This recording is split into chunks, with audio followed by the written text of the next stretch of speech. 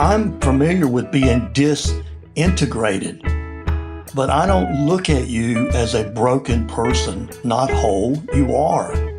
And so my focus is on who you are, and you are not a disease or a disorder. And that raises a lot more questions than it answers, but that's okay. It's part of the journey. Just come and begin to experience just as you are and just as it unfolds. And then to watch them begin to relax and accept some of the limitations that may initially be present, but as they begin to enter the practice of yoga, beginning to realize that space begins to open up. Physical therapy is about strength, balance, flexibility, and creating space. And I would tell my patients that yoga and mindfulness is about strength, balance, flexibility, and creating space in the body and in the mind, and arguably in the spirit. I'm your host, Derek Vander Walker, and this episode wraps up our month-long series with the nonprofit Warriors at Ease. This last interview meant a lot to me because we really get into spirituality. It's not something this podcast has had a chance to explore yet. It's not your typical conversation between guys, but it came out great. In this conversation, I speak with Dr. Vincent Arnold, one of the directors on the board at Warriors at Ease. In 2005, while serving in Iraq, a rocket hit Vince's office and blew it up. Fortunately, a few minutes before, he had already walked over to the medical building and was no longer in that location. But the personal experience of seeing that obliterated plywood structure where he had been sleeping his nights had struck him nonetheless. And so when he came back from Iraq, his sleep was messed up, he was not in a great place, and as he says, he felt a profound sense of being disconnected from himself. Until one day he stumbled into a fitness center in Swansboro, North Carolina, and he looked in the window and saw some people were doing yoga and decided to go check it out. At the end of the class, after doing all these exercises he really had never done before, he had a feeling in his body that he describes as being somewhere between elation and totally mystified. And it was in that moment that he reconnected.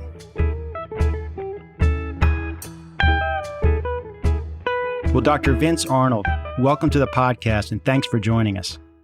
It's good to be here. So this is the final interview for the Warriors at Ease series, which has been an incredibly rewarding project.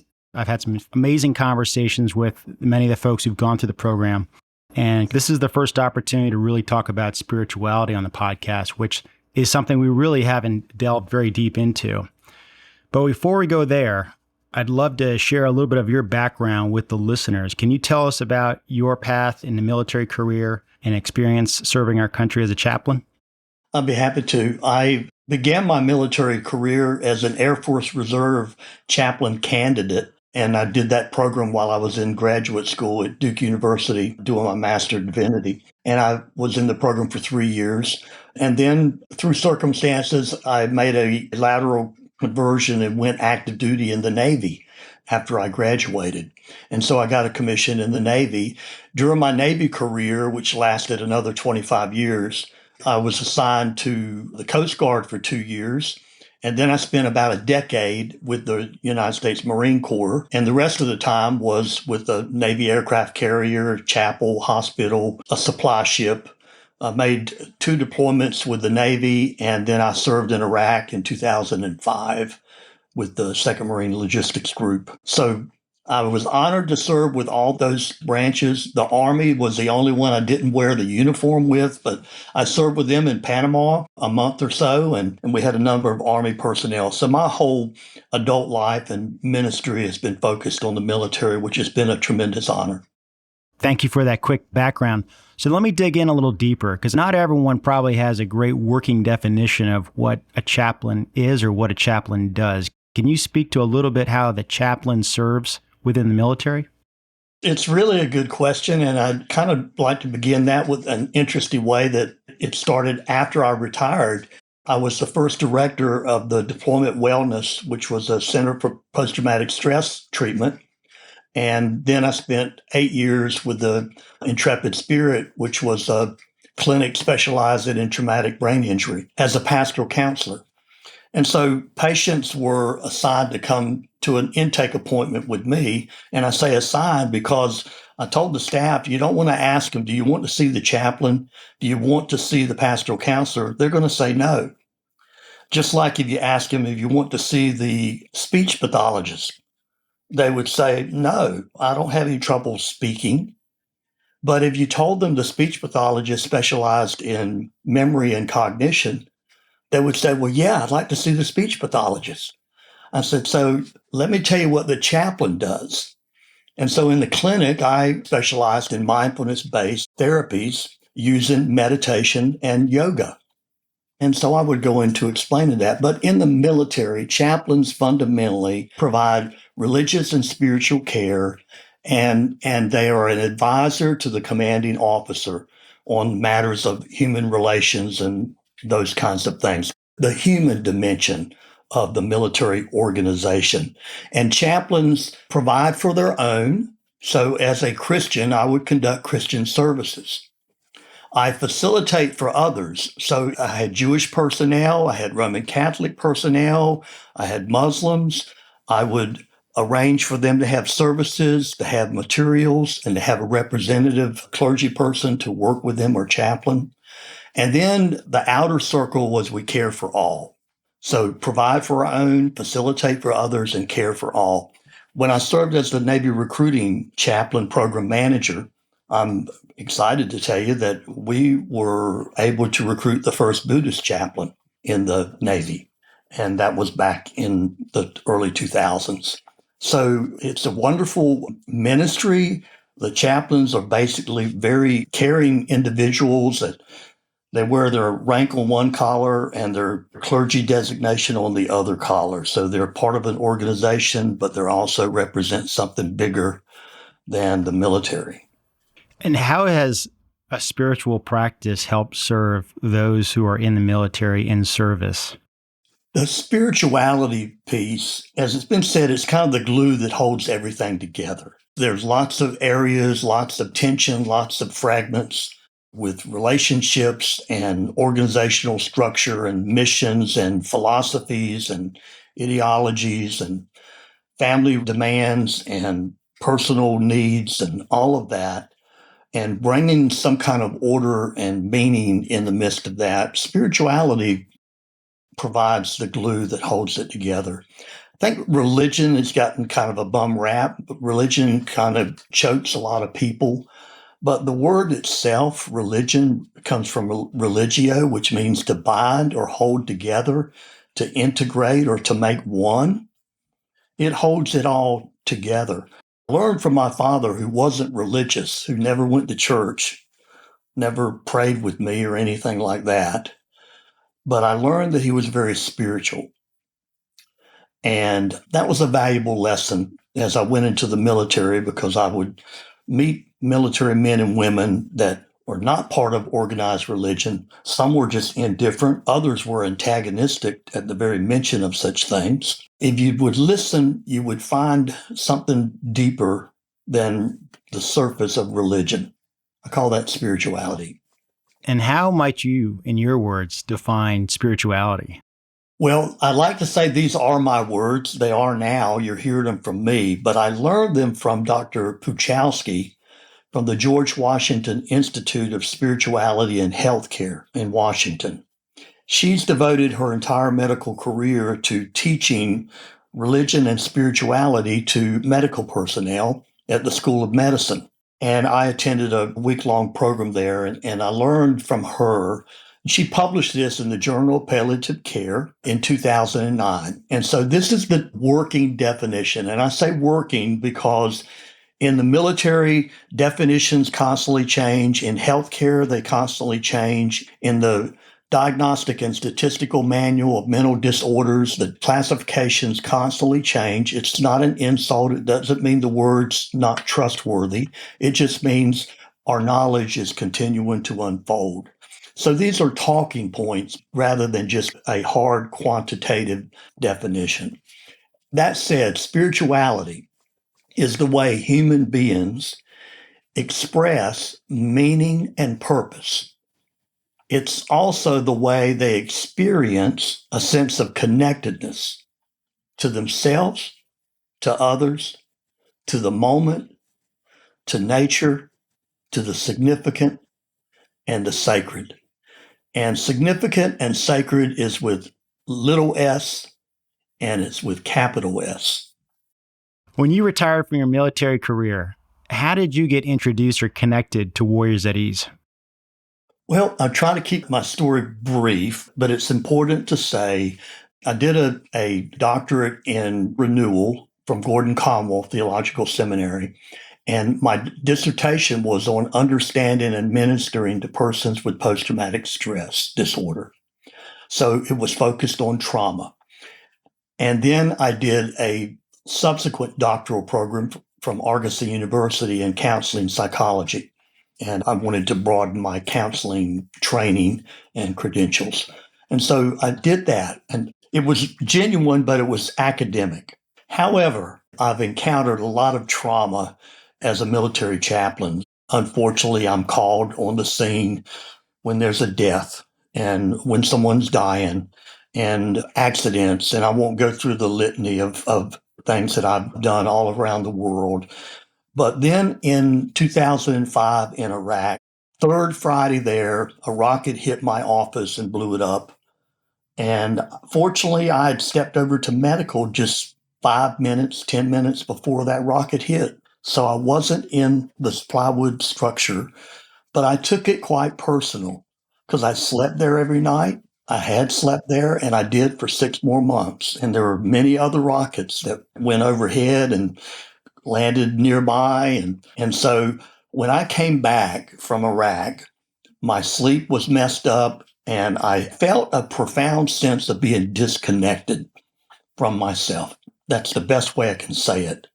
I actually felt like someone was going to walk up to me any minute and tap me on the shoulder and say, "Hey, chaps, I'm sorry you didn't make it." I was really just kind of like removed from myself. Yeah. And one day I was working out at a fitness center in Swansboro, just a gym, and there's a sign on the back wall that said yoga. I looked in the window and there's some people doing yoga, and I decided to go. So anyway, I went to the yoga class, and she was just doing exercise. Do this, do this, do this. No teaching, nothing.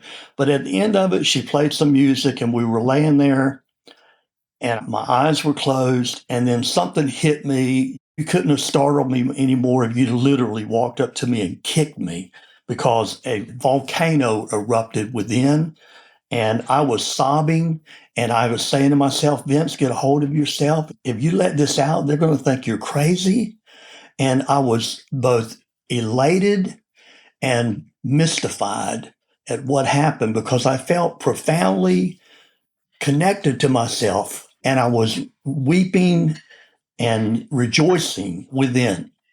And I got up and began researching, and my journey quickly took me to a training with John Kabat-Zinn on mindfulness-based stress reduction. And then the next thing I know, I stumbled across Integrative Restoration, which is iRest, with Dr. Richard Miller. And that's where I met Robin Carnes, and my connection with her that led me to Warriors at Ease. Along the way, I went to a 200-hour yoga training and got certified.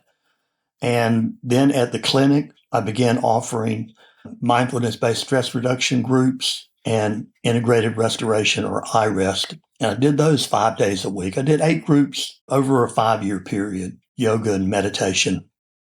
So how does Warriors at Ease transform and impact the lives of those who not just go through the program, but are also a part of the community? Well, the military population, the people that I work with, were basically young adults. And so they're at the top of their game by definition of extreme sports. I mean, they're very active, and they're living on the edge, from rocket climbing and mountain climbing and jumping out of airplanes and triathlons and just extreme physical, intense mental activities. And then when they're injured, it's like their body that has enabled them to do these things. Now their body has turned to not just not be their friend anymore, but to be their enemy. And so when they come to the clinic and they're desperate for something that helps, they were willing to try, but they're skeptical. But to see them quickly begin to make friends with their own body, I would tell them we're not trying to change anything. Matter of fact, I would say I work in a medical clinic, but I don't embrace the medical model that's based on disease and disorder. I am familiar with dis-ease and discomfort and disorder. I'm familiar with being disintegrated, but I don't look at you as a broken person, not whole. You are. And so my focus is on who you are. And you are not a disease or a disorder. And that raises a lot more questions than it answers, but that's okay. It's part of the journey. Just come and begin to experience just as you are and just as it unfolds. And then to watch them begin to relax and accept some of the limitations that may initially be present. But as they begin to enter the practice of yoga, beginning to realize that space begins to open up. Physical therapy is about strength, balance, flexibility, and creating space. And I would tell my patients that yoga and mindfulness is about strength, balance, flexibility, and creating space in the body and in the mind and in the spirit. And so to begin to see them enter this process, making friends with their own experience, learning from their own body, learning to listen. And I would interject because they're not coming to church, but we are whole people. And so I would say, regardless of what your beliefs in the spiritual happen to be about your body, how this body occurred, I believe there's a creator. But we all have to admit this body, and so wonderfully made. It is the most amazing, intricate, designed body, mind, and spirit. And how little do we know about it? And it's what we live in. It's who we are. There's something came up to me a while back, maybe it was last year. And, there's so much happening with technology now. People talk about all the amazing things that artificial intelligence can do. And it's pretty amazing stuff. Heck, the Waze app on my phone, I don't have to think about where I need to go. It just tells you where to go. But I think there's a real, call it original intelligence that's within us that is just mind-blowing. And it's the wisdom that's just packed in there. It's this incredible spiritual network that's in you that connects you to everything around you. And the body can really cover from quite a bit if you know how to give it what it needs. And there's a great quote by Hemingway that I've said before on this podcast, and many of us are broken, but some of us are stronger in the broken places. And that could be physically somebody recovering from an injury that had set them back, and now they know how to really take care of that weak spot, or the wound that they had to their ego and their self because they no longer can climb those rocks or do those triathlons.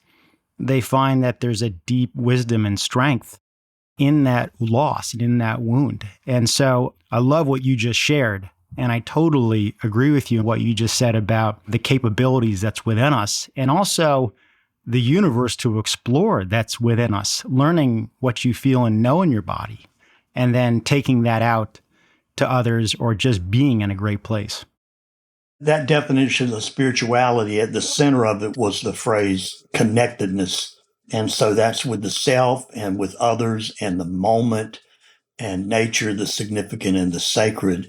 And so I would talk with my patients about that sense of connectedness. And many would say that they felt close to God out in nature, walking on the beach, climbing the mountains, fishing, whatever. And so I would say, well, when's the last time you went for a walk on the beach? Or when's the last time you were able to take the trail and be on the mountainside? And they would say, well, it's been like a year. And I said, well, what can you do to go again? If that's where you experience this, that's where you want to begin to make the space for that in your life, and go to your strength, go to that place where you have experienced the sense of being connected to whatever it is that you're calling this. It's connectedness to the world, to nature. We're all connected to it. And I would jokingly say, if you think you're not connected to nature, then do this. Inhale, hold your breath, and let me know how that works. They're going to learn pretty quick. Somewhere along this podcast, it came up, the word passion and suffering have the same Latin root. And I'm wondering, in your experience, what you've seen and how these lives are shaped, is it kind of an opportunity when someone has a setback or a loss or a major challenge that changes their life in a way? Do you see that as an aspect of learning how to connect with the self and connect with others and connect with nature and the universe around?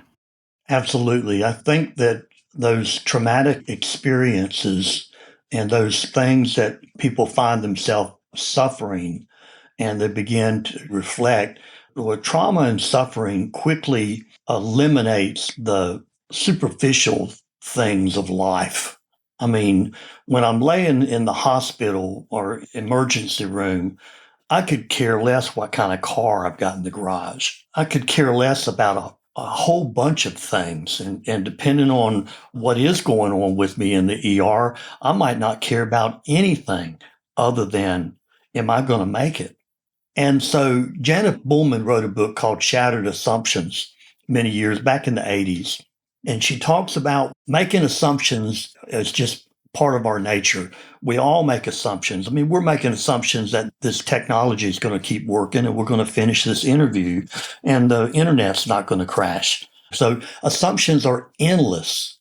But she said there are certain core assumptions, and she identified them as a benevolent world, meaningful world, and self as worthy. And that trauma shatters these assumptions, and we're forced into, are we going to rebuild this broken world? And how are we going to do it? Are we going to put it back together with faulty material? Or are we going to rebuild something that's stronger? And you can hear implicitly a spiritual dimension as well. And going to your earlier comment about being stronger in those broken places. Yes, in that sense, the trauma can be our friend because it's teaching us something about what really is important. And we can give pause to do that. And I would say that a chaplain, I would actually say a good yoga instructor that's working with a person would help recognize that. Because in yoga, if they've got a restriction in some part of the body, if you begin to extend your arm and you're about halfway to extending it and you come to that place of, oh, it's going to hurt if I go any further, then don't press into the pain. Don't power through the pain like some people tell you to do, but don't be afraid of it. Just come to the edge of it and just breathe. And when you're ready, we'll go to the next position. And you're beginning to explore the edges. And amazingly enough, over time, they might discover that they've got more space, more range of motion than they realized they had, because rather than pulling back, they met it. But they met it with a sense of compassion and acceptance without forcing change. Does that make sense? Yeah, absolutely makes sense. And one thing I really appreciate as a guy who's getting closer to 50, and this is why I'm so passionate about getting more men, particularly in midlife, to get into yoga practice. Well, the first thing is they're going to learn how to play on that edge to physically find places where they're challenged and not over-challenged and not creating new injuries. And if they find that edge, that's where the growth is, literally and figuratively. But also they have an opportunity to really focus on the breath there, and which will also help with building awareness and intelligence in those places that need that help. The second thing is, if guys in their midlife can get into this practice, And they do this a couple times a week, a few times a month. Over a few years, they're going to be in a great place. Over 10 years, even better. When you think about if you start a practice in your 40s or 50s, my gosh, you could be in an amazing place in your 70s. And think about all the people you can help with all that presumed free time and retirement. Get out of the house, choose something that's about giving back and staying active. So I totally agree and hear what you're saying. It's sort of a metaphor is the cells in our body, when they're overstressed, it's not good. When cells in our body are not stressed enough, it's not good either. So having a little bit of a yoga practice allows you to check in on a daily basis what's going on and what do you need. But it also gives you a little bit of that challenge in your day and in your body, or it gives you an opportunity to kind of ease off a little bit. If you can't go do the big run or the big bike ride, or you can't lift the big weights that day because of a setback or you're just not feeling it, go do a little yoga. Like go do something that's going to be good for you, that keeps you moving. So I totally hear what you're saying. Yeah, I was thinking as you're talking about that, too much exercise, too aggressive can be harmful. But I also know, especially now being retired in my third year, fully retired, I also know that too much rest can be harmful. And so it's really about finding the balance.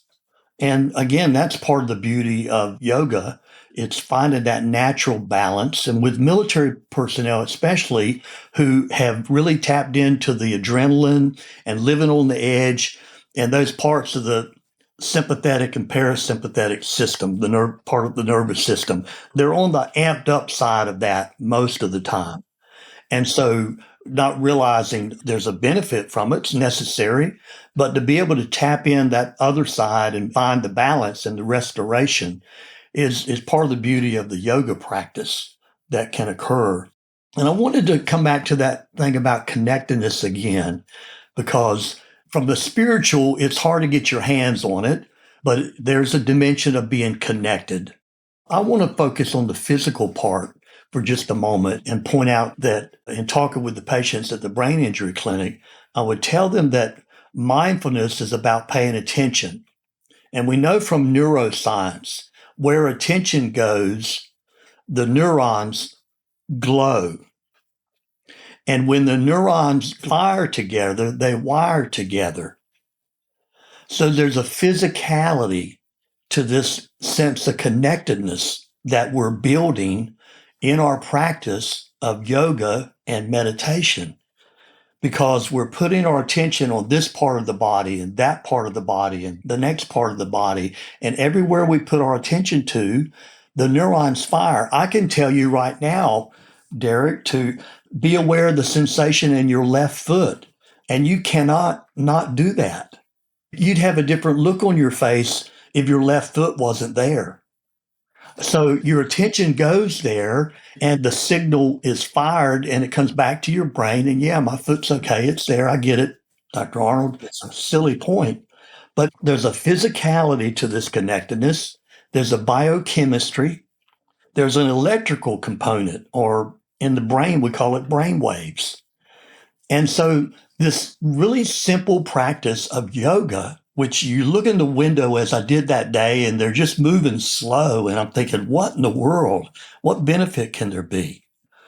But that was because I just didn't know. And then as I began the journey, and again, given my background in research and science and my interest in those things, the world opened up to the neuroscience that's involved in yoga.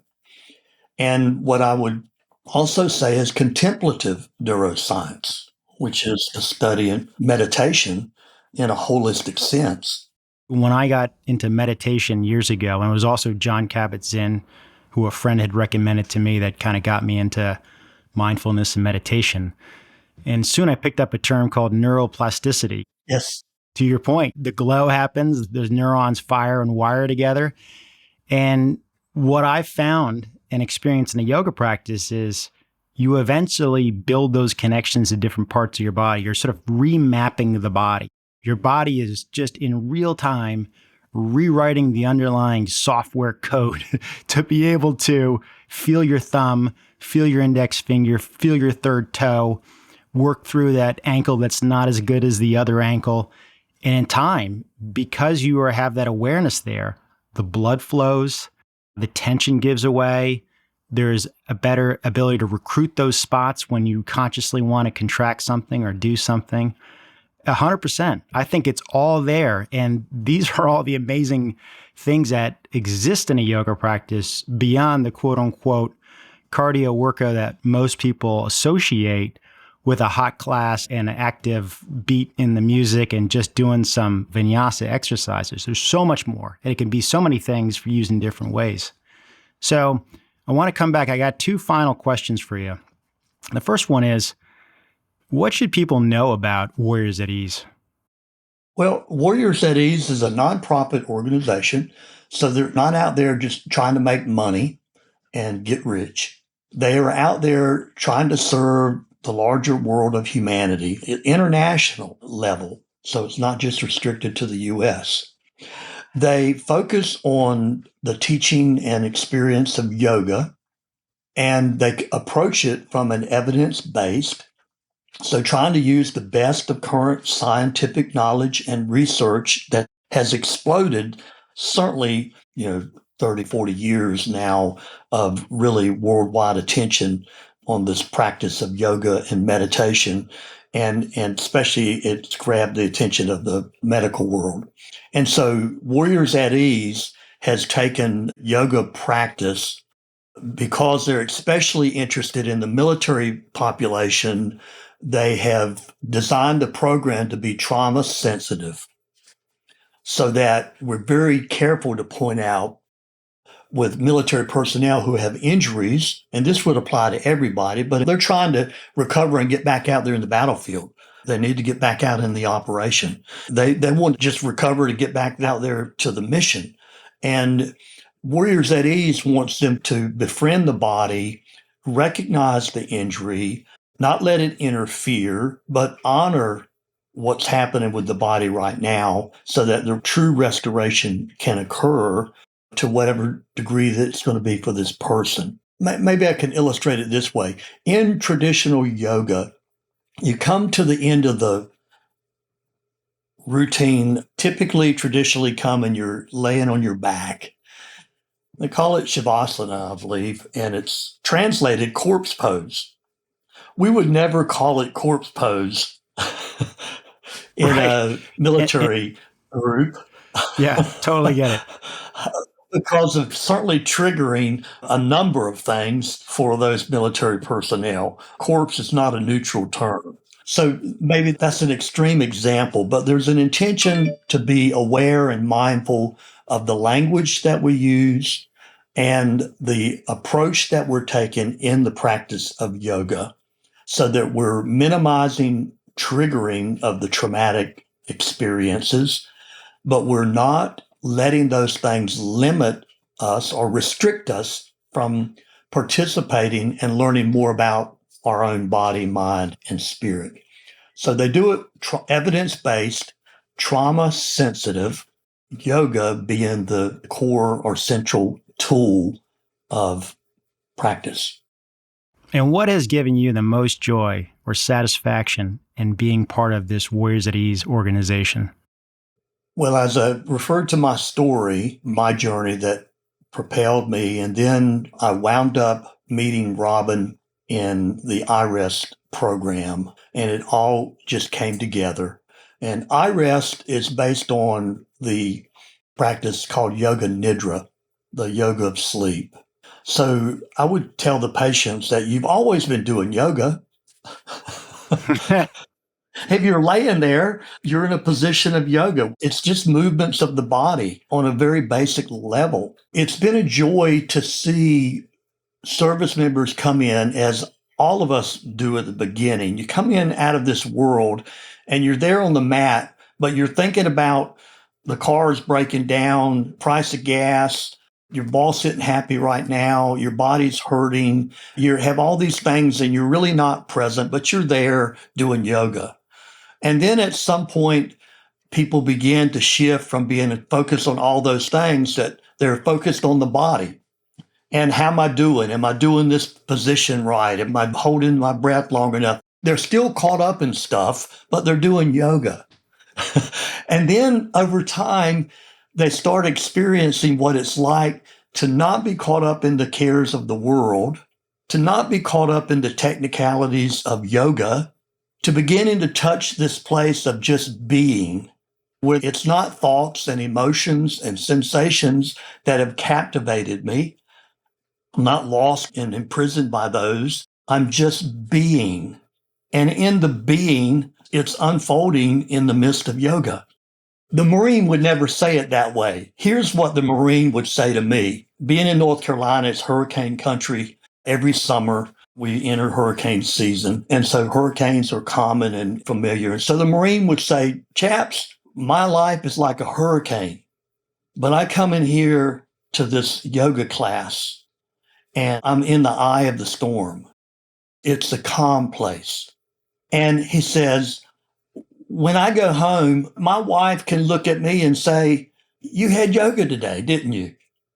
That's great. He says, she could tell. She knows. She knows I'm different when I'm doing yoga. And that's a joy when I hear that. It's a joy when the Marine tells me, I ask him to recall a memory of something that was happy. A Marine came to me and said, chaps, I remember what you said, and I came home and my child was playing on the floor and he looked up at me and he said, Daddy. And he said, it dawned on me that my child had been saying that practically every time I walk in. But most of the time I just walk on through and not really aware. He said, and then I paused and I heard my child.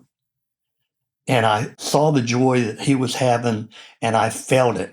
Now, people that have been traumatized not only are often numb to their own body, but they're numb to their own range of emotions. And they feel anything. It's either fear, anxiety, or guilt, or anger. Darker emotions that are there. But the other they've lost touch with. And so the joy, again, without trying to change anything, but they recognize it. That's tremendous when I witness that over and over and over with patients.